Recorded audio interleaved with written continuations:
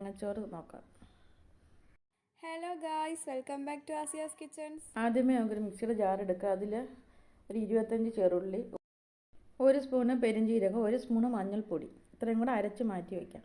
അതിനുശേഷം നമുക്ക് ആവശ്യത്തിനുള്ള തേങ്ങാപ്പാൽ എടുക്കാം. ഇവിടെ 4 തേങ്ങയുടെ പാലാണ്. 16 ഗ്ലാസ് പാൽ.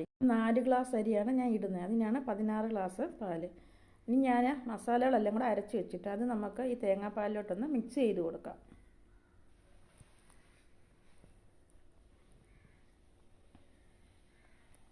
ഇനി നമുക്ക് പാൻ അടുപ്പിൽ വെച്ച് കൊടുക്കാം. ശേഷം നമുക്ക് വെളിച്ചെണ്ണ ഒഴിച്ച് കൊടുക്കണം. കടുക്, 1 നുള്ള് ഉലുവ, 1 സ്പൂൺ പെരുംജീരകം, ഇനി കുറച്ച് ചെറുള്ളി അരിഞ്ഞത്, ഒരു 10-20 ചെറുള്ളി അരിഞ്ഞത്, കറിവേപ്പില, കുറച്ച് കാഷ്യൂനട്ട്, കുറച്ച് മുന്തിരിങ്ങ, എല്ലാം കൂടെ നല്ലപോലെ മൂപ്പിച്ച ശേഷം നമുക്ക് 2 സവാള അരിഞ്ഞ് അതിലിട്ട് വാട്ടിയെടുക്കണം. ഇപ്പോൾ എല്ലാം നല്ലപോലെ റെഡി ആയിട്ടുണ്ട്. നമുക്കിനി ഇത് തേങ്ങാപ്പാലിലോട്ട് ഒഴിച്ചു കൊടുക്കണം. ഇനി ഒന്ന് മിക്സ് ചെയ്ത് കൊടുക്കാം. ഇനി നമുക്ക് ഇത് അടുപ്പിൽ വെച്ച് കൊടുക്കാം. അടച്ചു വയ്ക്കാം. നല്ലപോലെ തിളച്ച് വരണം. ഇവിടെ ഞാൻ 4 ഗ്ലാസ് കുത്തരിയാണ് എടുത്തിരിക്കുന്നത്.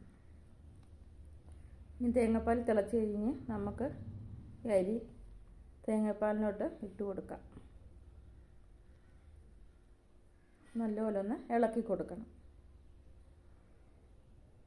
ഇതിങ്ങനെ തിളച്ച് കഴിയുമ്പോൾ ഇടയ്ക്കിടയ്ക്ക് ഒന്ന് ഇളക്കി കൊടുക്കാം.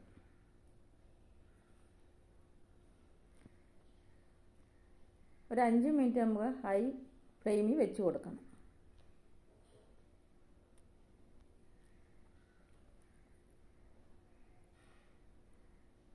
ഇപ്പോൾ നല്ലപോലെ തിളച്ച് പകുതി വേവായിട്ടുണ്ട്. ഇനി നമുക്ക് കുറച്ച് ഉപ്പിട്ട് കൊടുക്കാം. ഉപ്പിട്ട ശേഷം നമുക്ക് ഇളക്കി കൊടുക്കാം.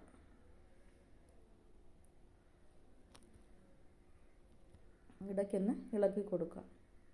ഇപ്പോൾ തേങ്ങാപ്പാലൊക്കെ ഒന്ന് നല്ലപോലെ വറ്റി വരുന്നുണ്ട്. തേങ്ങാപ്പാൽ മൊത്തത്തിൽ വറ്റി.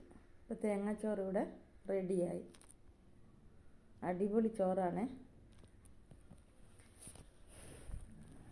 ഈ ചോറ് നമുക്ക് നല്ല തണുപ്പിച്ച ശേഷം കഴിക്കുവാണെങ്കിൽ നല്ല ടേസ്റ്റാണ്.